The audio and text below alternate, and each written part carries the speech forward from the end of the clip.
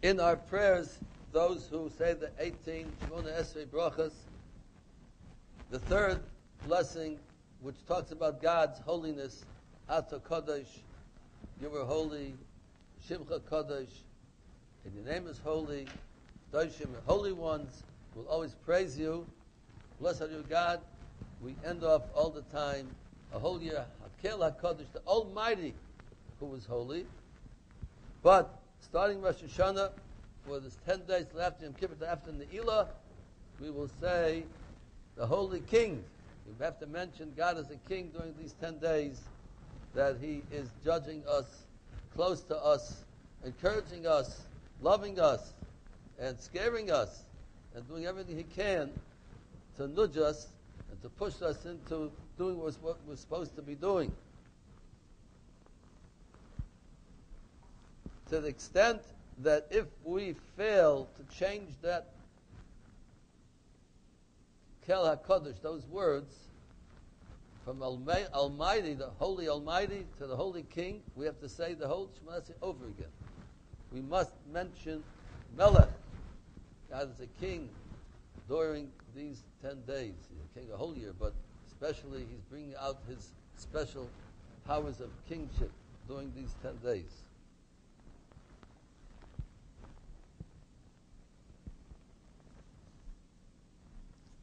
The night of Rosh Hashanah, first night, which will be next, B'ez Hashem, Sunday night, after the prayer, when we greet each other, Friday night, we say to each other, Shana Tova Tikasev, we bless everybody, one another. You should be written into a book of goodness, ve-chatima, and should be sealed in the book of goodness. To a man, you Tikasev ve-chatima, to a woman, Tikasevi ve-chatima. That's the Ashkenaz way of greeting on Rosh Hashanah. Sfardim have a different way. They say, Tizkeh l'shanim rabot. I think the Sfardim say, Tizkeh l'shanim rabot. That's how they greet each other on Rosh Hashanah.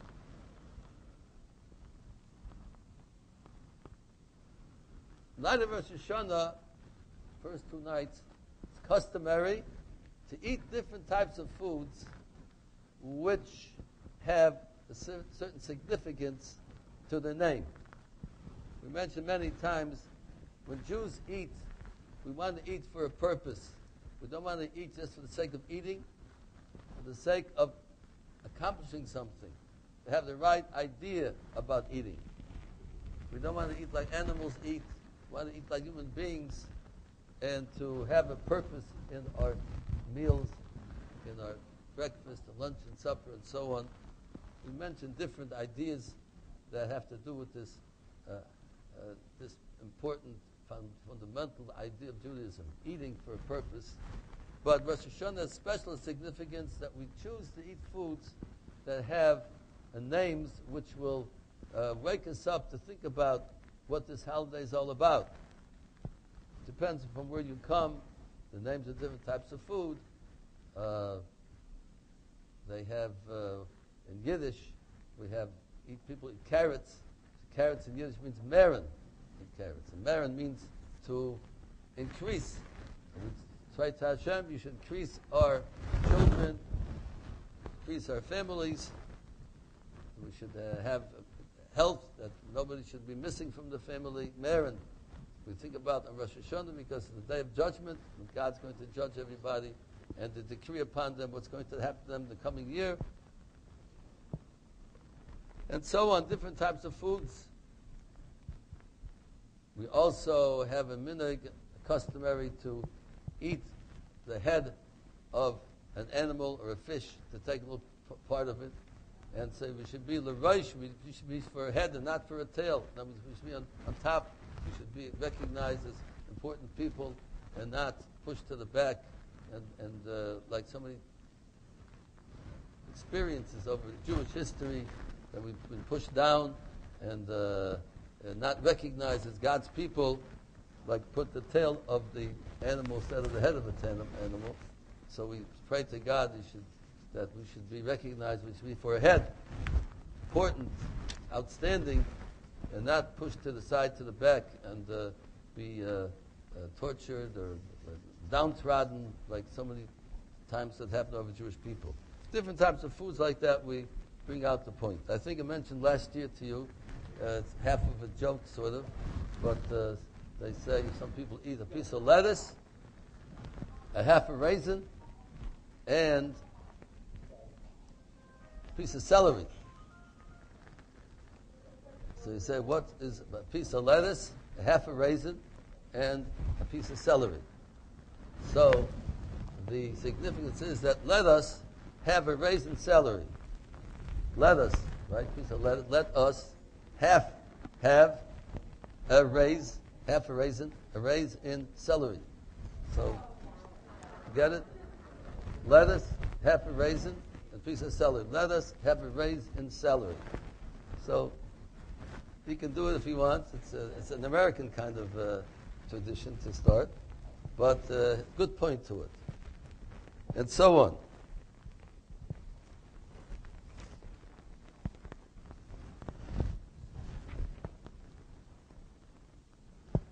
Of course, everybody wants to make sure that we hear the shofar.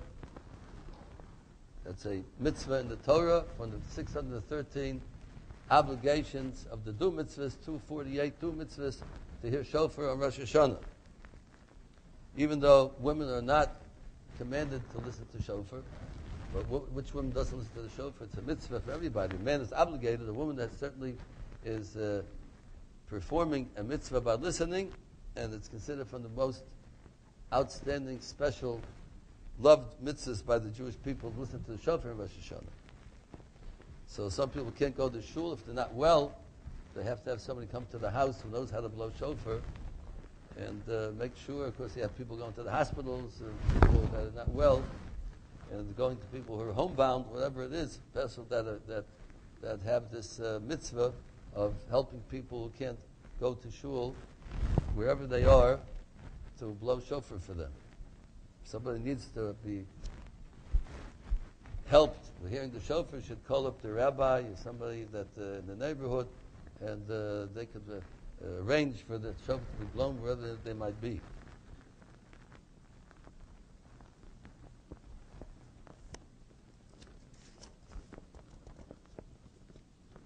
And there's also a tradition to go to Tashlich in Rosh HaShana, the first day after the Rosh Hashanah dinner, to go to a body of water and to say prayers to God pertaining to Rosh Hashanah.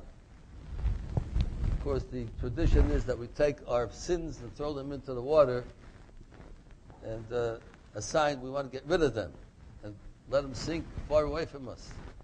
Some people have the notion that that's good enough. Okay, God, I went to the river, threw all my sins in the river, and I'm okay. Of course, that's not the idea. The idea is only as a reminder to us what we'd like to do with our sins, but we have to do more than that to get rid of our sins. That's only just a sort of tradition of an idea of thinking about throwing your sins away into the water and should sink and shouldn't be part of us. But the main thing is to really work on ourselves. We shouldn't have any sins. We just can't make small talk about it and say, well, we threw our sins away in the water, now we're okay. We have to work on them and see what we have to, how to fix ourselves up, which I hope to speak about in the future sometime. The reason for going to the water, one of the main reasons is because we want to commemorate and remember Akedas Yitzchak. If you remember, we studied it at great length last year, the 10th Nisayon. God tested Avram Avinu, Abraham, our forefather, 10 very, very difficult tests to see if we'll listen to God with the right attitude, the right thoughts. The 10th one was to take his son and bring him as a sacrifice to Hashem. Of course, it never happened. Hashem didn't really mean it, but he wanted to test him before we'll go ahead and do it. But on the way, the Satan, Satan tried to stop him, because Satan always tries to stop people from doing good things, especially from such a great act which serves as a schus, a merit to the Jewish people for all times. Try to stop him. One of the ways to try to stop him was by he put a big river in front of him. Avram Avinu went into the water and went up to his nose. Said to God, "What more can I do? God help me." So it was the Satan doing it, everything in his power to stop Avram Avinu from doing this great act of love to Hashem. So in Rosh HaShana, we read that as a portion of the reading of the Torah in Rosh HaShana. The second day of Rosh HaShana, we read the portion of Avram Avinu. So to remind us that we have to serve God with our whole heart, our whole soul, willing to give away whatever we have for Hashem's service. But we want to remind ourselves also about that river. That Rabbi Avinu came and did everything in power that he could up to his nose. Once a person does that, God helps him the rest. He sees you really want to do it, you did everything you can do, then God took away the river. It's a very important lesson for us to know. Sometimes we have something difficult to serve Hashem, to do a certain mitzvah. It's very hard. We say to you, it's too hard, I can't do it. So God says, listen, do everything you can. Everything in your power to do the mitzvah, and once you do that, I'll help you out. I'll help you finish it. But we have to do ours, then God will do His. So that's one of the main reasons why we go to the water on Rosh Hashanah, to remind themselves of the Akedas Yitzchak, of what happened at that time. So some of the highlights of Rosh Hashanah. Now,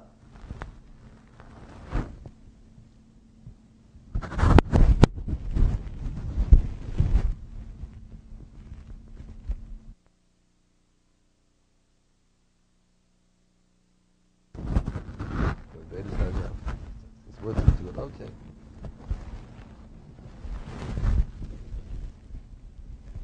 This thing keeps going off. I don't know.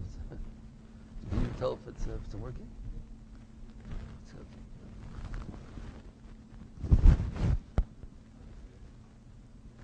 Maybe it needs a new battery. The green light's not on. It's good.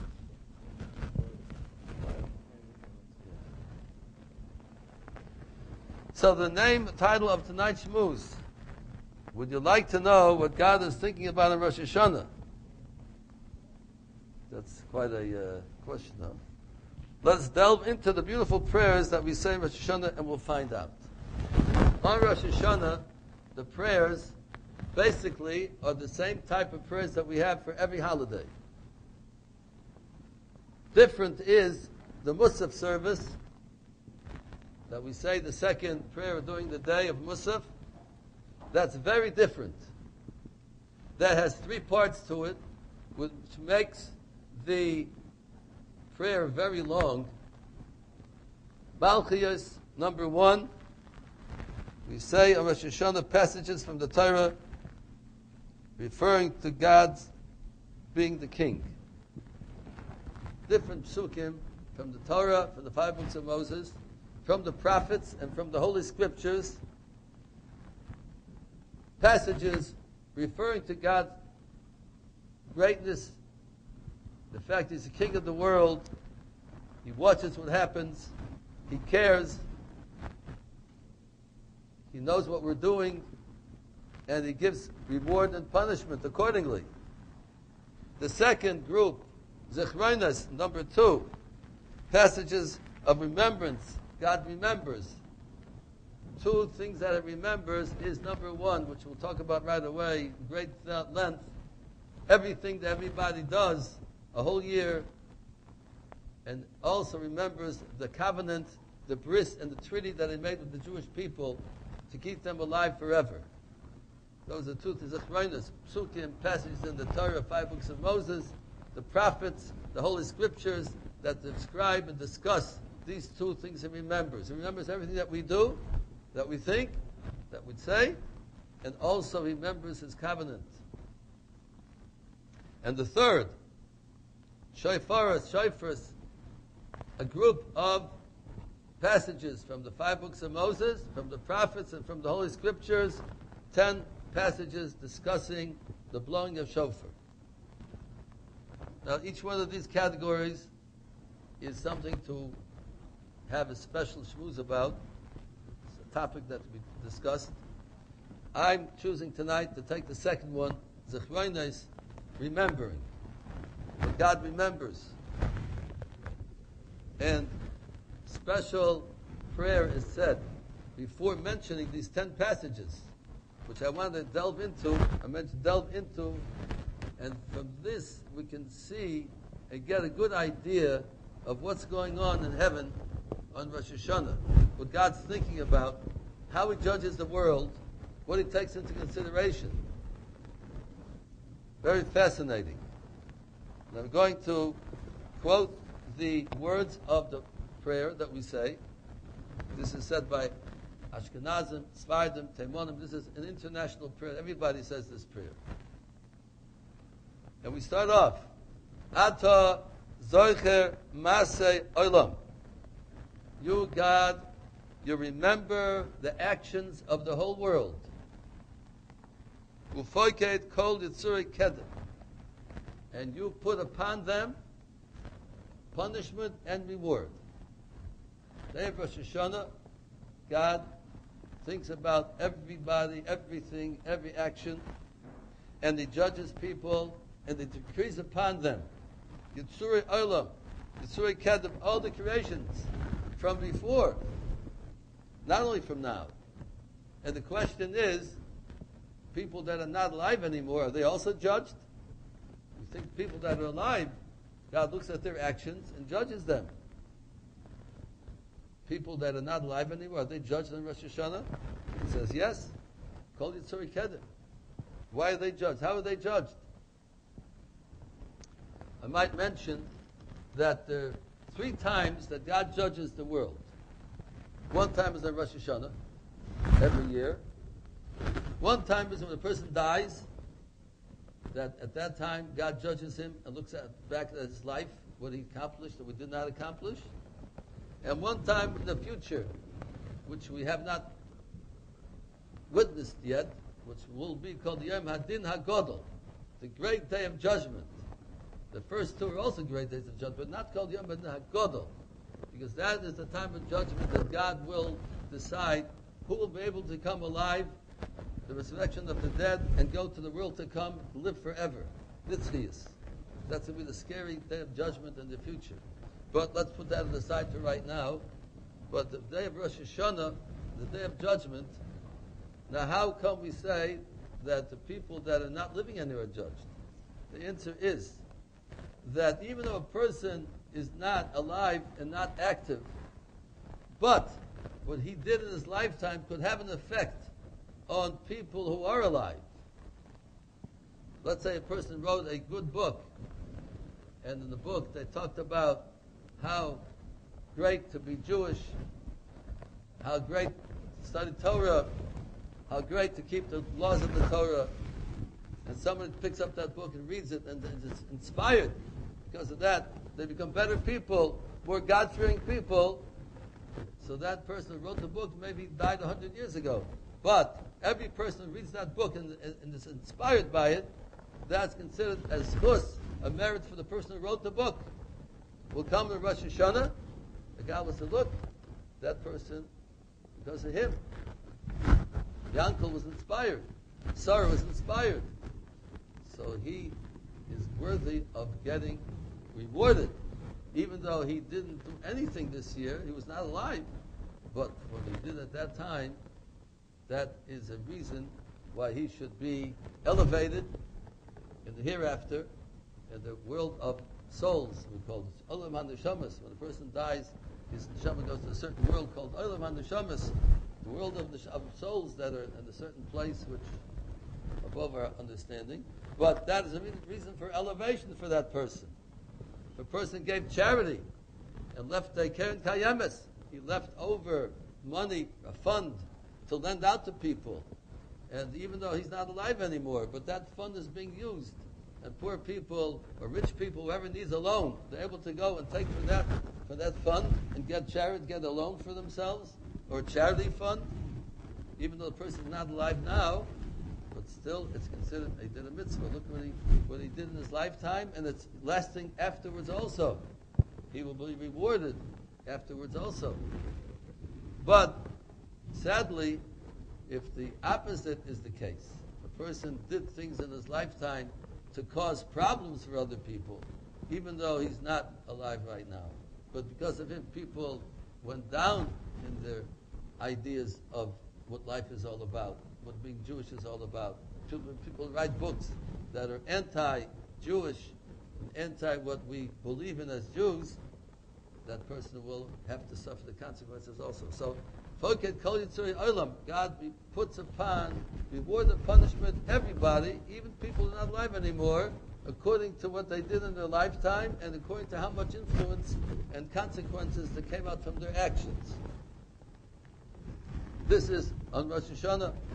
God's considering everybody, every creature, every person, that is.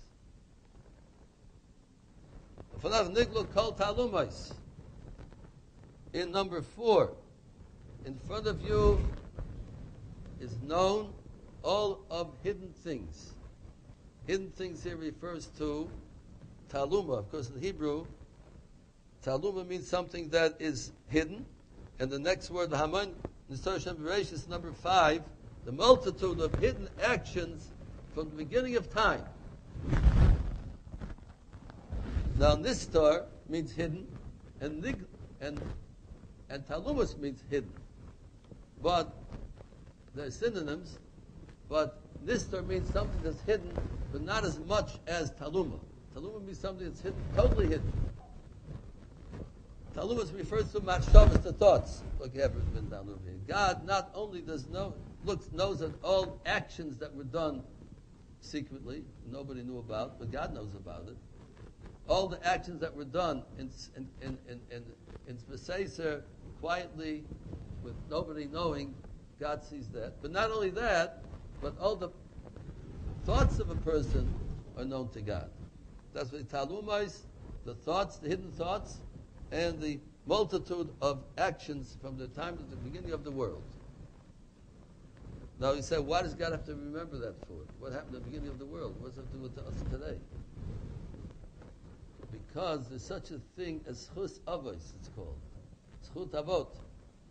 The merit of our forefathers can have an effect on their offspring afterwards for generations.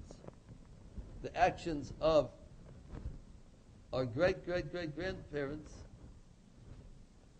mothers or fathers or whoever they might be, certain actions that they did at that time, God watches for thousands of generations. I love him, Aleph Torah, for 2,000 generations,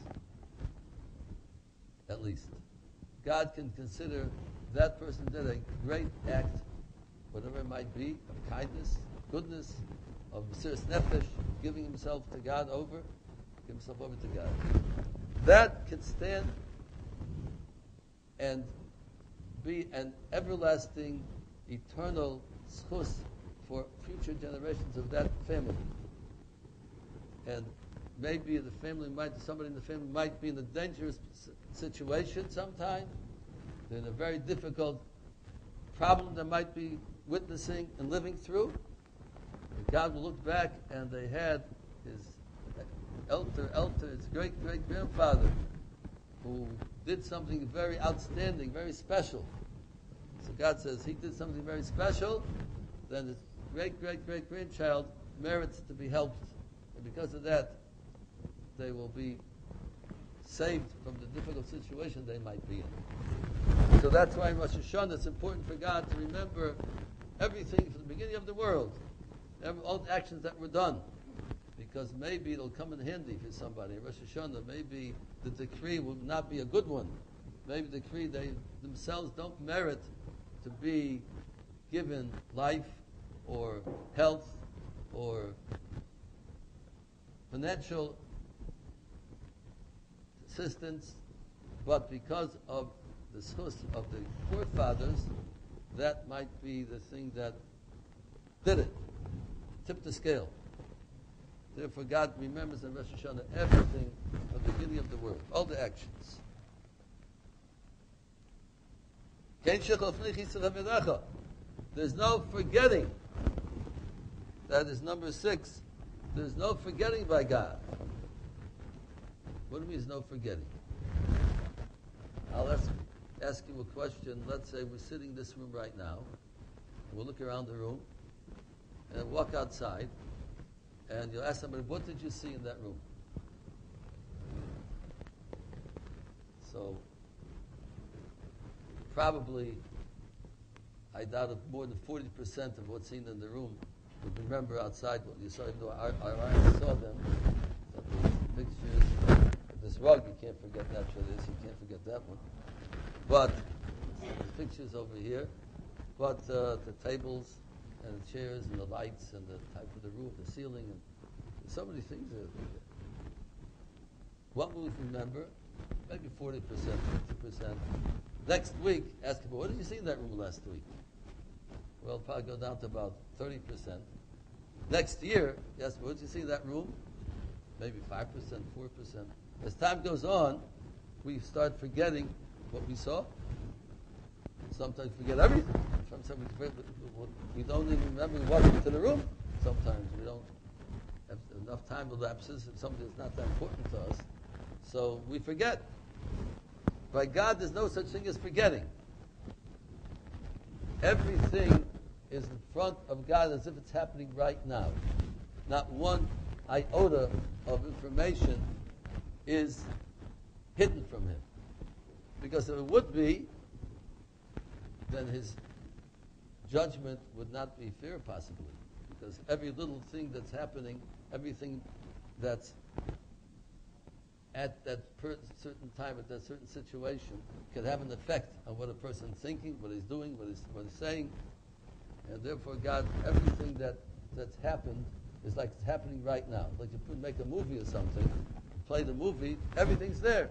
There's nothing missing. The movie doesn't forget. The film that they took the movie, whatever they call it today, how you do it. But everything is there. There's nothing that's forgotten.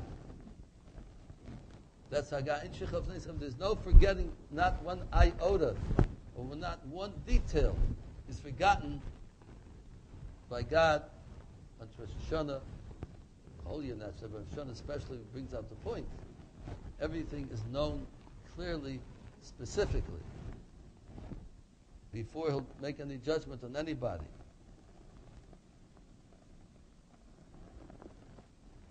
Then we say, Ata Zocha is called HaMifal. You remember number 7. All Pula means an action. But it doesn't mean just an action. It means the consequence of an action. Two people can do the same action, but the consequences are both very, very different. Two people can steal from somebody else $100. Exact same amount of money from two different people. But the consequences and the result and the effect could be disastrous by one person. By the other person, it could be, doesn't make much difference to him. The poor man is on the way Erev Shabbos to buy Shabbos food. He has $100 in his pocket. That's all that he has. He's going to buy his chicken soup and his kugel and his pacha and his lachmaji and his, what he's going to buy for Shabbos. And on the way, somebody comes and steals $100 from him. He goes to the store, no money. No Shabbos for him. The rich guy's on the way to the store. He has a roll of $100 bills, about 20 rolls, one roll of. Somebody comes and takes $100 bill. He might not even know that it's missing. Oh, yeah, I had 20 or 19. Okay. It doesn't bother him too much. Two people did the same action, but the consequence is a totally different consequence. And that has to be considered on Rosh HaShana. Stealing is a big sin, terrible sin. But if it's done to a poor person, the effect is much more severe, and therefore the person is much more guilty for stealing from the poor person. The same way, the opposite. If you give $100 to a poor person, $100 to a rich person, the poor person, $100 to him is like who knows what. So it's a mitzvah to give charity to somebody who's poor. If you give $100 to a rich man, he's a nice friend of yours. Give him a present $100. Says, thank you very much. He has a smile, puts it in his pocket, and forgets about it. So the same act of nice thing, you gave $100 to two people. But look what this person got out of it, look what that person got out of it. So naturally, he'd be much more rewarded the one who gave to the poor person than gave to the rich person. God remembers in Rosh HaShana, everything that was the consequences and the result and the effect of the actions that we do. God doesn't just look at the action. We as human beings, we can't know this thing at all. When it comes to a court, a human court on this world, they don't go according to that. If you stole, you get punished according to the Torah law. There's the rich man, the poor man, no matter who you are, no matter who you stole from. The law is, you stole from somebody, you have to pay double back sometimes, and 4 or 5 times back. You have to return the law is the same to everybody, because we as human beings cannot make these cheshbonos and these calculations. Was he poor? Was he rich? Was he? We don't know these things. Only God knows this. Based in our court down here, we have to have a law for everybody, and that is no difference whether he's this, whether he's that, he's poor, he's rich. Everybody's the same treatment. But by God, it's different treatment to everybody. Every person, depending who is and who he stole from, who he did a favor to, who did kindness to.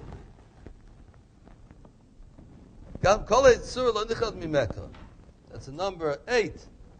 The Yitzur. The Yitzur means I translate it over here, how a person's character traits were molded. Yitzur means molded. Like Maimonides talks about, that 2 people again can do the same action, but they're judged differently. Why? Because everybody has different character traits. Some people were born with a personality, a character trait of anger. They get angry very quickly. And some people don't get angry so quickly. No pat on their back. That's where they're created. Some people have the tendency of anger. Some people don't have such a tendency of anger. So now, if the person who has a tendency to get angry got angry and he hit somebody, and the person who doesn't have such a tendency to be angry hit somebody. So it makes a big difference, because God judges. We're not allowed to act with our anger. Hitting somebody is against the Jewish law to hit somebody. So how can you hit somebody? Well, I'm so angry, I couldn't hold myself back. Well, the one who has the tendency to be angry has a little bit of an excuse. God will be a little more easygoing with him. But you don't have such a tendency to be angry. Why did you hit somebody? You should have controlled yourself. Or the opposite also applies. If they hold themselves back, they didn't hit somebody. They're so angry they wanted to hit somebody, but he held himself back. He ran to the other room. He ran outside, grit his teeth. He held himself back. Who will be more rewarded? The one who had the bigger nisayon, the one who had the bigger challenge, and he held himself back and didn't do anything. He'll be rewarded much more than the person who doesn't have such a tendency to be angry. He held himself back. So not so great. Okay, it's pretty good. Will reward you, but not the same as the other person. So this has to be considered in Rosh HaShana. God is going to judge everybody. He judges them according to their nature, their character traits, what they are more prone to fall into the trap of character traits, whether it might be anger we're talking about, there maybe might be stinginess, might be more benevolent, according to the character traits. Someone gives charity, people who give charity, he gives $100, he gives $100. But he's a stingy guy by his character trait. And he got a hold of himself, he gave the charity $100. He gets a big pat on the back. The guy who's created with a very benevolent type of nature, it's a mitzvah, he'll get rewarded, but it's not the same as the other person. So all these things have to be taken into consideration. Kol hayitzur, Rosh HaShana.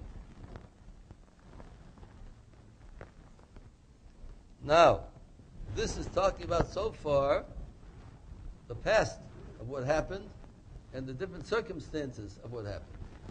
Then we mention Hakol Golu Vidu Afanach Hashem Kenu Sefer Mat Sefer Kol HaDoros that we have over here in number 9. God looks into the future, not only the past. All future generations. Why? I'll give you an example what this is talking about. If you remember the story, beginning of the second book of Moses, Shemais, Exodus, where the Jews are in bondage or enslaved in Egypt, and Moshe Rabbeinu, Moses is born, the one that was going to take them out of Egypt, to get to Torah on Mount Sinai. And it says over there that he was the whole story that they wanted to kill him. They killed all the Jewish babies, the male babies. They killed them. The mother put him in a little boat in the river, and so on. He was saved. And the daughter of Paro, King Paro herself, came and saved him and took him to the king's palace. Moses, Moshe Rabbeinu, and he went out, and he used to go out and be very upset to watch his brethren, Jewish brethren, being enslaved in Egypt. He didn't stay in the palace and say, well, I have nothing to worry about. I'm a stepson of the king. But on the contrary, he went out to see and to feel the slavery and the pain of the Jewish people. And he saw that the Egyptian was beating one of the Jewish people. Not going to right now why he was beating him, but whatever the reason was, he's beating one of the Jewish men. And he's almost ready to kill him. So Moshe Rabbeinu went, and it said, he looked here, he looked there, and he saw there's no man. And he killed the Mitzri. He himself killed the Mitzri. Because he was killing the Jew, he killed the Mitzri. He killed the Egyptian. Now what does it mean? He saw Ein Ish. He looked here and he looked there. Each one has a special, deep meaning to it. But he saw Ein Ish, our rabbis tell us, he said, Ein Ish Tzadik Yotzim Mimenu. Moshe Rabbeinu was a prophet. He looked into the future. And he looked, will this Mitzri, will this Egyptian have any descendants? That they will be tzaddikim, that they will be righteous people. If he saw coming out from him somebody righteous, somebody tzaddik, he wouldn't have killed him. Maybe would bang him on the floor, whatever it is, he would have stopped him. But he wouldn't have killed him. Because if somebody good is going to come out from him, then he has to leave him alone. But he saw there's nobody good coming out of him. So therefore he killed him. And this is a very, very important idea in God's calculations of judging. He looks into the future to see this person has somebody tzaddik, somebody great is going to come out the next generation, 10 generations down the line. So then they have the power to save the person now and to give them as a chus, the merits for them to be written down in the book of life, the book of prosperous. That is something that must be looked into the future. Only God can do that. A court down in this world can't look into the future. They have to look at what's in front of their eyes. This guy did something wrong, you punish him. He did something right, you don't punish him. But you can't look into it. But God looks into the future. That's what we say over here. At Soif Kol HaDoros, until the end of all generations, God looks into the future before he passes judgment on anybody.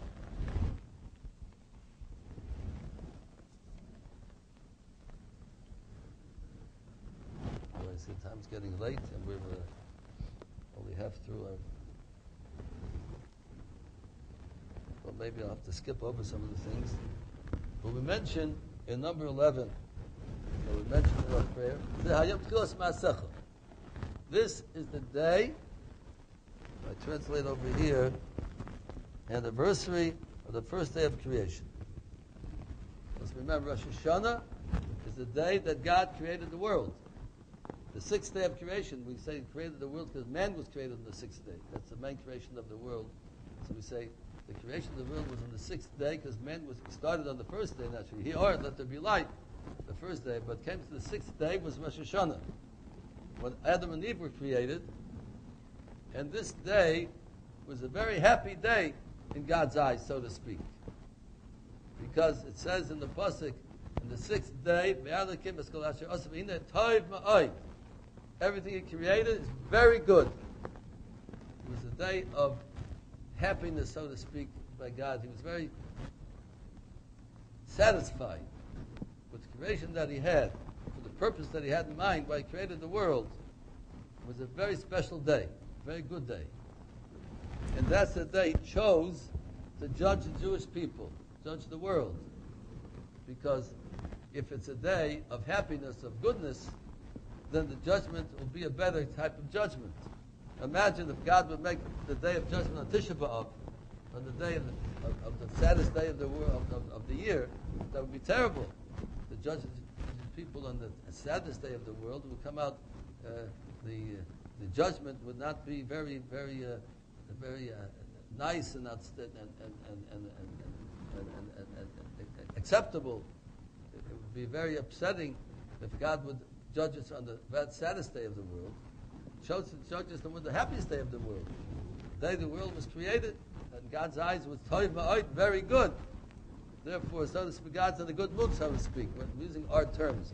God doesn't have moods, but we're using in our terms, and we're using it because we have no better way of describing it. It was the day of Rosh HaShana that God chose to judge the world in order to make a better judgment and more of a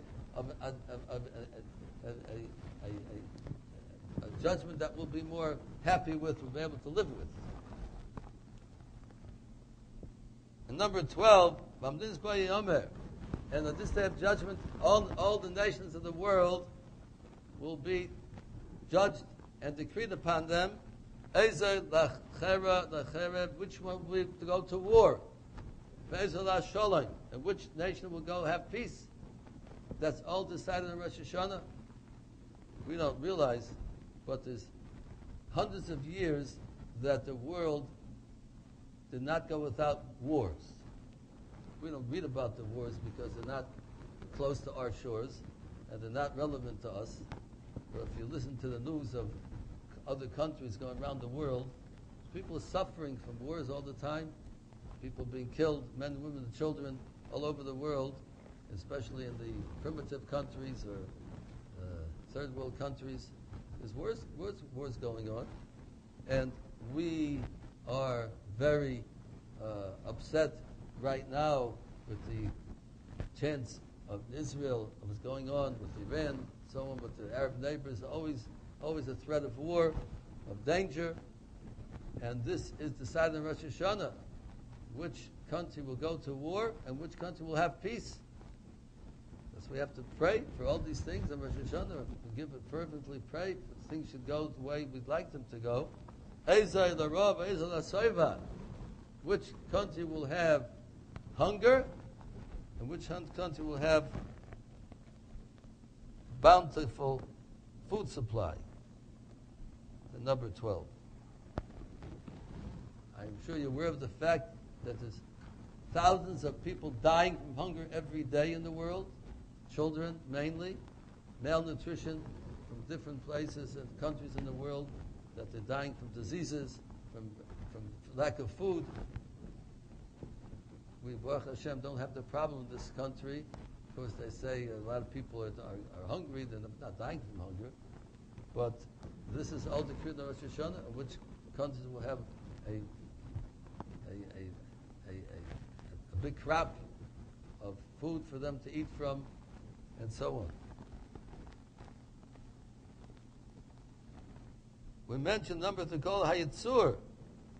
Again, the word Yitzur. And here,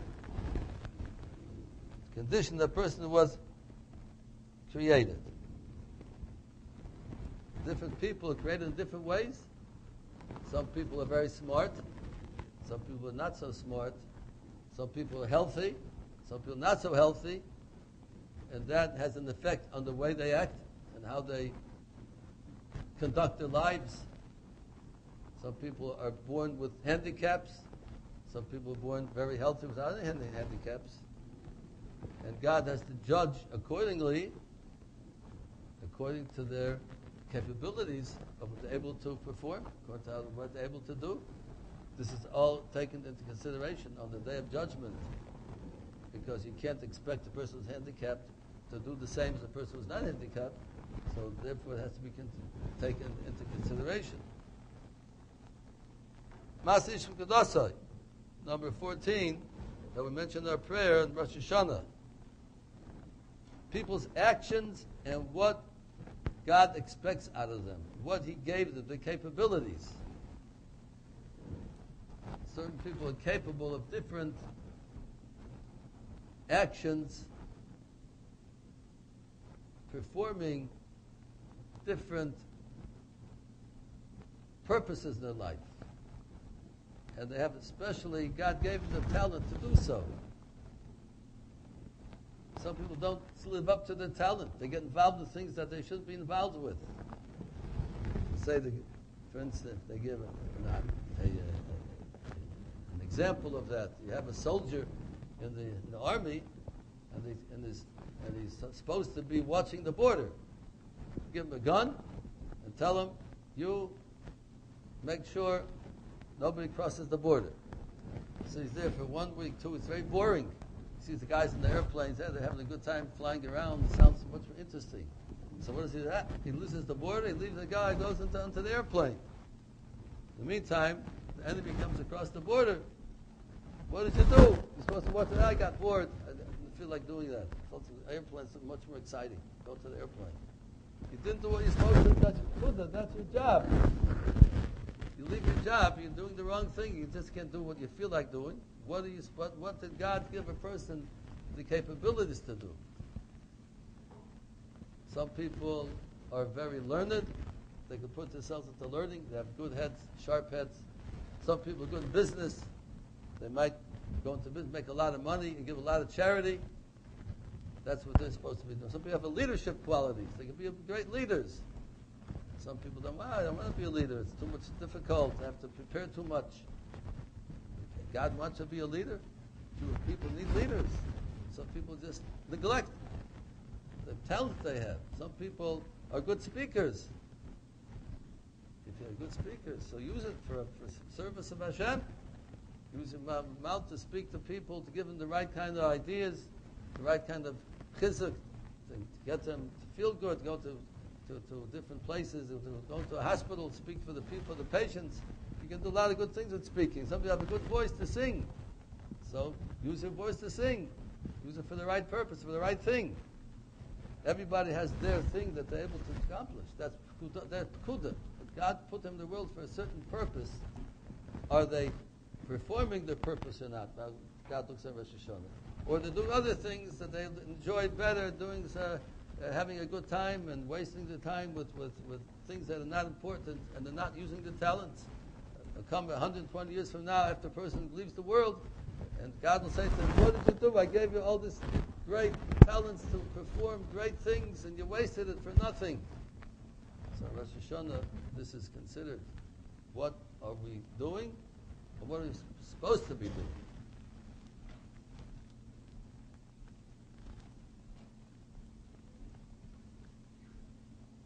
The actions of a person's footsteps, referring to a person might be doing something wrong or something right, but sometimes people do something wrong and they feel bad about it, and they don't run to do it, they do it reluctantly. And some people do something wrong, they run to it, they have a shmak, they enjoy doing it. It makes a big difference how they go to the action that they're doing. Some people can do a good act, but they do it very sluggishly. They don't feel like doing it. They come, they push themselves, they schlep themselves to do it. And some people come to do a good action, so they run to do it because they love to do something good. How do we do a mitzvah? We can do the same mitzvah, but do we do it with the right feeling, with the right oomph, right zest, or we do it with a very laziness and sluggishness? That's something that also God considers on Rosh Hashanah. How do we do the favor? How do we do the mitzvah? It all comes into the calculation. I'm judging every person. God judges every person, every act that he does. Everything has to be considered in the act that he does. Person's thoughts and the strategies. Some people have strategies to get out of doing a mitzvah. They see the person coming, collecting tzedakah. They go the other way. You see them on the other street, you go to the other street. They don't want to be approached to give charity. I once came to a home. I wasn't collecting charity, as a matter of fact. I was there for a different reason. And the child came to the door, and I heard the mother scream, "Tell him I'm not home. Tell him I'm not home." I said to the child, "That's very good, the way to train your children. But you're not home. You can't do charity. You don't want to give any charity." Talk about strategies to get out of it, not to do the right thing. The great tzaddikim used to do strategy to get to do the right thing. We're told that one of the great rabbis in the Talmud, when he used to see the Gabbai Tzedakah, the one who collected charity, he used to run after him, and he used to run away from him. He knew he couldn't afford it. He used to run after the one who collected tzedakah. He was a poor man, and he didn't want to ask him for charity.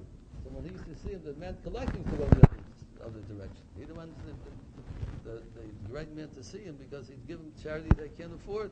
He would run after him to give the charity. It depends what attitude the person has. Tachbuloisa, what kind of strategy if the person tries to get into do a good deed, or how do you get out of doing a good deed?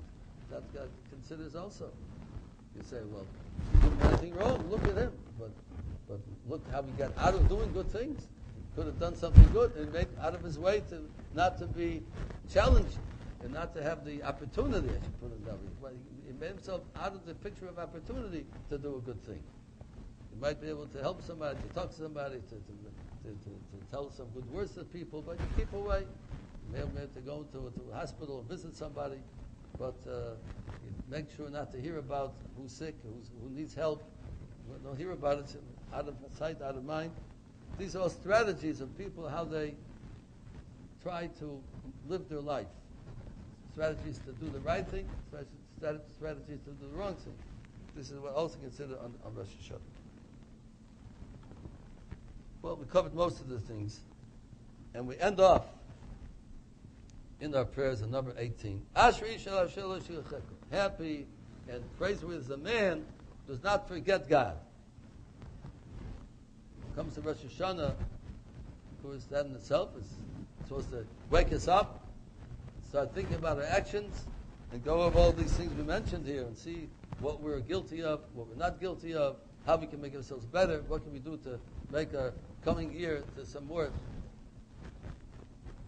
action-packed with good deeds, make it more fulfilling. We're supposed to think about Rosh Hashanah, think about our actions, our thoughts, our words. But happy is the man who does not forget Hashem, not only Rosh Hashanah, but the day after Rosh Hashanah, and the day after Yom Kippur, in the middle of December when it's snowing, or in the middle of August when it's hot. Under all circumstances, a great man, great people, they never forget Hashem. They always think about Hashem. What can I do to make myself better? Am I living the right way that I should live? They're always introspect into their lives. They're thinking about their actions and how they can live a better life, a life that Hashem wants. That's Asher Ish. We end off in the prayer of Rosh Hashanah. Happy is the man who does not forget you. That ever, not only Rosh Hashanah, that we have to think about Hashanah also, to try to think about God not only on when we're under the pressure of Rosh Hashanah, of the Day of Judgment, but we have to think about God all aspects of our life, every day of our life. Let's try to make sure that every day of our life is fulfilled. We do something good, like the Chafetz Chaim says. A person should not let one day of his life go by without doing chesed, without doing a kind act to somebody. If God does kindness every day to us, we have to reciprocate to do kindness to somebody. Not one day of our life should go by without doing a chesed to somebody. This is some of the things we have to think about in Rosh Hashanah. So, this is something great, the greatness of this great prayer of Rosh Hashanah, this great prayer that we say, covering, I said, what's God thinking about? Is God thinking about all the different aspects of a person's life? The past, the present, the future, who we are, what makes us tick, what motivates us. And this all has to be taken into consideration before God passes judgment on us. So we hope that we'll be judged favorably by God. He should look at our goodness. He should give us a chance to live and to live a life that he'll be proud of, that we'll be proud of, the children will be proud of, the Jewish people will be proud of, and we should inscribe in the book of life, happiness, and everything good, and see with them to everybody. And now, maybe if anyone would like to comment or say something, it would be very much appreciated. Rabbi, you mentioned at the very beginning that a rich man and a poor man must be treated equally. Cannot favor one over the other. Now, if you're going to issue a penalty... No, I did not say... No? The court of this world, everybody's treated the same. Not in God's court. Not in God's court. No, rich man... But even in this man, if you charge a $100 penalty to a poor man, he's going to feel it much more than a rich man. Then the person will be punished if he steals from a poor man more than a rich man. Not in the court of human beings, that they can't make difference between a rich and a poor. God's court makes a difference. Well, let's say in the people's court on earth. Yeah, right, okay. Now, wouldn't it be fairer to charge a rich man a percentage of what he stole, that he would feel more so than a poor man who has to pay a fixed amount? The percentage will be in proportion to what a rich man's capability. Well, according to same amount, that's not fair. See, that's my point, was that a court of human beings cannot make these type of calculations. We don't know who's rich, who's not. But the poor man might have money stashed in his mattress. He might be richer than the rich man. We have to have a set of laws that are the same for everybody. We can't in this world know what he really owns. There are a lot of people that look poor. They eat old bread, and they own real estate all over the world. They're very rich, and some rich people look rich. And today, especially, a lot of rich people lost all their money, but they keep up a reputation. They want people to know how poor they are. I know people like that. A lot of people that are like that today. That they're very embarrassed. They try to keep up that same reputation. So we, as human beings and mortals, we cannot know who's rich and who's poor. We have to go according to the law, according to everybody. Only God can start making differences. He's rich, he's poor. He knows, but we don't know. Oh no, you can't. Oh no. Oh no, you can't. No. So if the cash business, you don't know what income tax is, and you don't know who's rich and who's poor. It's a very, very tricky thing. The IRS is working all the time to find out who's rich and who's poor. They have a very hard time to really know.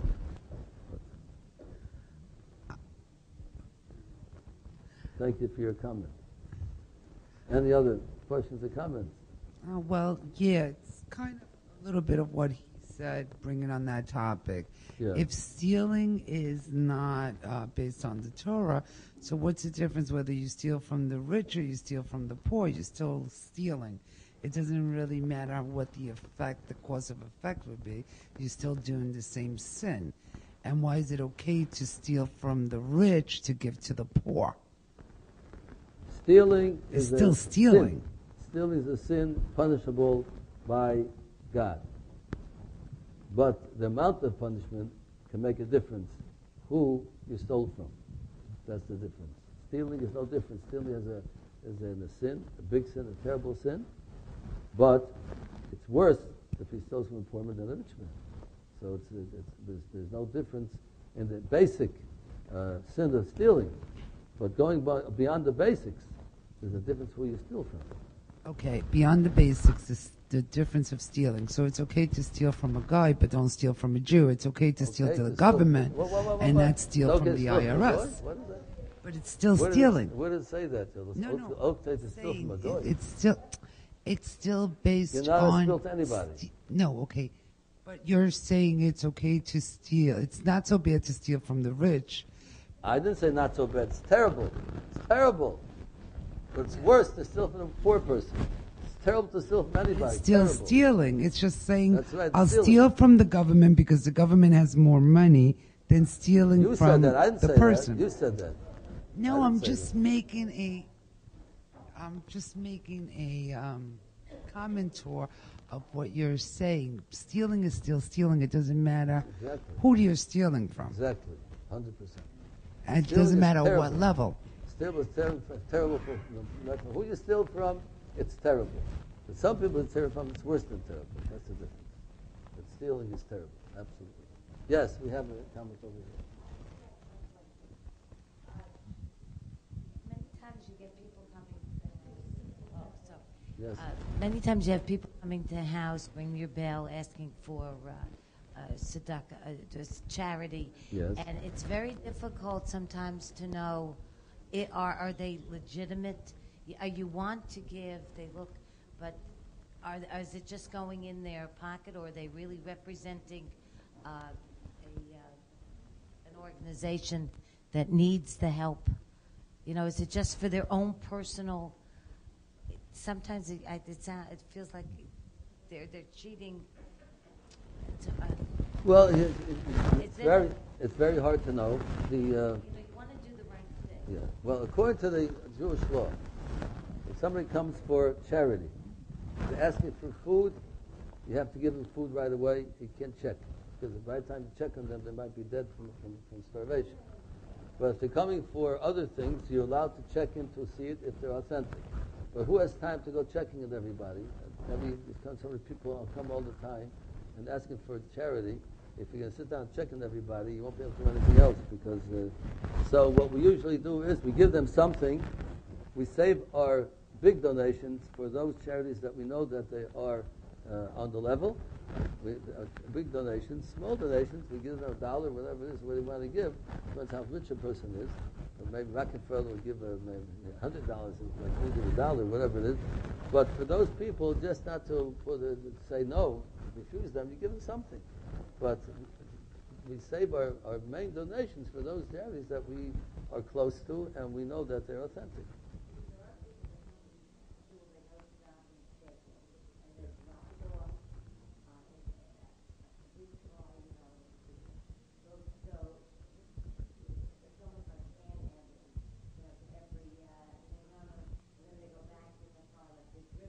Well, they are very. They are Jewish heroes. I always say it's very important for every Jewish person to go collecting tzedakah, collecting at least one time in your life. You got to be on the other side of the door once and knock on the door and see how it feels. Then you feel differently when they knock on your door. See, if you go on the other side of the door every time they knock on the door, a poor person, they're hoping that you are not nobody's home. They're hoping not going to answer the door.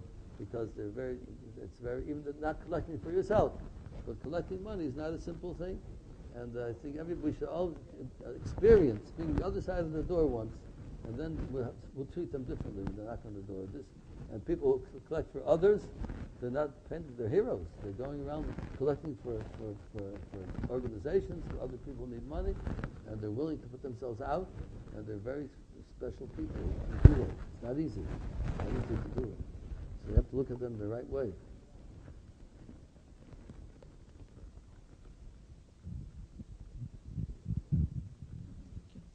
Rabbi, we said when Moshe Rabbeinu saw the Mitzri, he looked right and left. So that means it's a good meaning. I mean, maybe life ain't each, but that I was talking about. No, Yeah. The future is come out from him. So you say he saw that nothing coming out for him. Right. But he's a Mitzri. He's not a Jew. Yeah. Still he can do something good for the Jewish people. Maybe he could do something Jewish, or maybe he'll have a convert to Judaism. The future generations could convert to Judaism. Or, as a non-Jew, they can do good favors for the Jews. There are people during the Holocaust who put their lives on the line, they saved Jews. So there are non-Jews who are righteous people. So it's also possible. Thank you. Those are also good.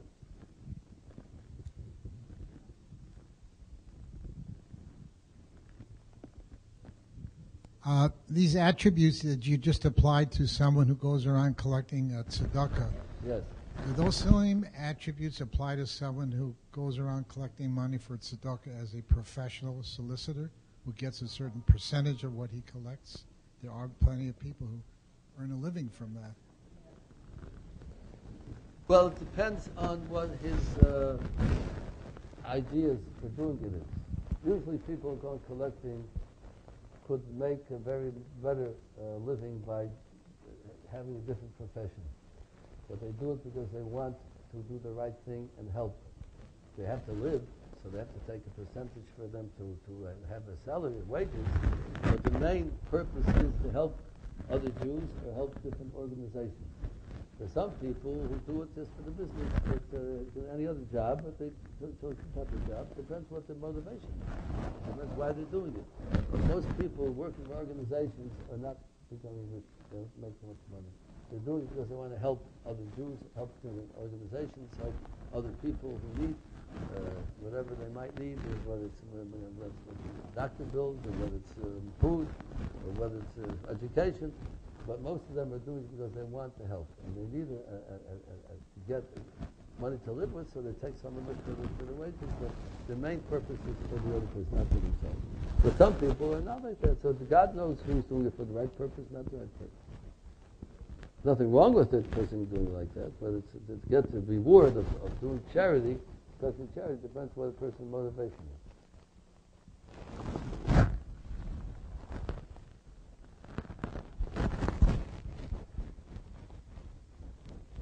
Any other questions or comments coming up to Rosh HaShana?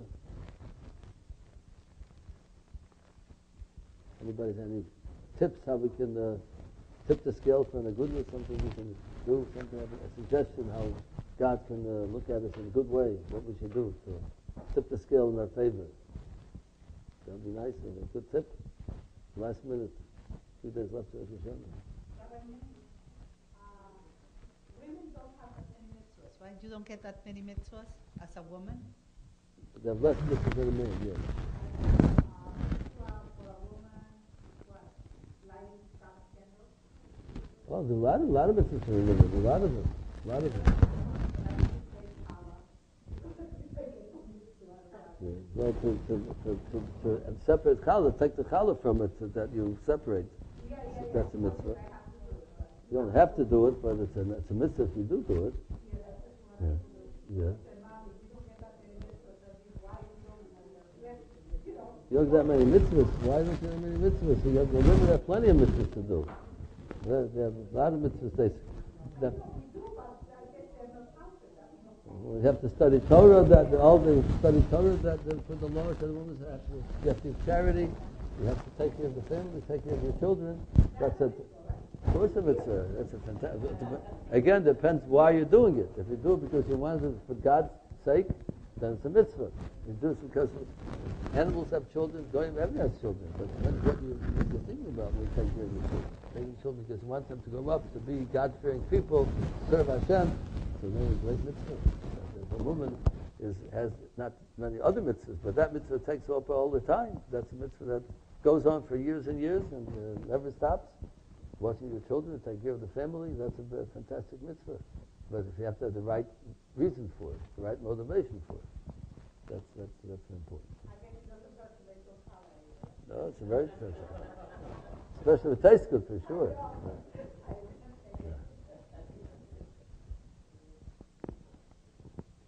You have to keep Shabbos, keep Yom Tov.